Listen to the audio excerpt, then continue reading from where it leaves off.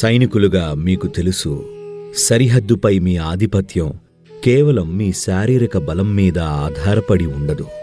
మీ దగ్గర ఎలాంటి ఆయుధాలున్నాయి, ఎలాంటి పరికరాలున్నాయి అనే దాన్ని బట్టి ఆ ఆధిపత్యం ఉంటుంది. మన చేతుల్లో ఉన్న మొట్టమొదటి పరికరం మన సొంత శరీరం, మన సొంత మనసు, మన సొంత శక్తి. ఈ మూడు అత్యున్నత స్థాయిలో పనిచేస్తే మన చేతుల్లోకి ఇచ్చిన చిన్న చిన్న విషయాలకు కూడా అకస్మాత్తుగా ఒక విభిన్నమైన ప్రాముఖ్యత వస్తుంది. చిన్న విషయాలతోనే తమ వ్యవస్థపై నియంత్రణ ఉన్నవారు గొప్ప పనులు చేస్తారు. కేవలం ఎందుకంటే ఇదే మనకున్న మొదటి పరికరం, ఈ శరీరం, ఈ మనసు, ఈ శక్తి. దానిపై కొంత పట్టు సాధించటం అనేది ఎంతో తేడాను తెస్తుంది, ముఖ్యంగా ఒక సైనికుడికి. ఎందుకంటే అదొక సవాలుతో కూడుకున్న జీవితం, అదొక ఏకాంత జీవితం.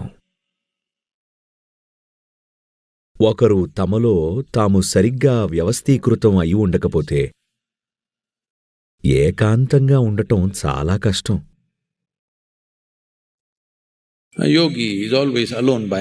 ఒక యోగి ఎప్పుడూ ఇష్టపూర్వకంగానే ఏకాంతంగా ఉంటాడు. ఇతరులతో కలవలేక కాదు, కేవలం అతను ఎంత వ్యవస్థీకృతంగా ఉంటాడంటే సాధారణంగా అంత వ్యవస్థీకృతంగా ఉన్న సహవాసం అతనికి దొరకదు.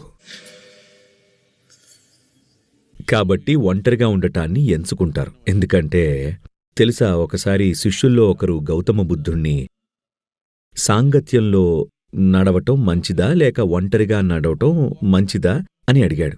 గౌతముడన్నాడు, ఒక మూర్ఖుడితో నడిచే బదులు ఒంటరిగా నడవడం మేలు అని. సైనికుడికి కూడా ఇది వర్తిస్తుంది. మీ పక్కన ఒక మూర్ఖుడు ఉండే బదులు ఒంటరిగా ఉండటం మేలు కదా. మూర్ఖుడు సరిహద్దులకు అవతలవైపు ఉంటే అది మంచి విషయమే, కాని తను మీ పక్కనే ఉంటే అది మంచి విషయం కాదు. కాబట్టి ఒక యోగిలాగే సైనికుడు కూడా నేర్చుకోవాలి. తమ శరీరం, మనసు, శక్తిని ఏకీకృతం చేసుకోవటం నేర్చుకోవాలి. ఎంతలా అంటే ఒంటరిగా ఉండటం పోరాటం కాకూడదు. ఎందుకంటే అందులో అపారమైన శక్తి ఉంటుంది, అపారమైన శక్తి. అలా ఉన్నప్పుడు మనిషి అసాధారణంగా అవుతాడు. కేవలం తనని తాను వ్యవస్థీకరించుకోగలగడం వల్ల ఏకాంతం సమస్య కాని విధంగా. ఎవరైతే ఎల్లప్పుడూ బలవంతంగా సావాసం కోరుకుంటారో, ప్రజలను కలవడంలో, సావాసంలో ఉండటంలో తప్పేం లేదు.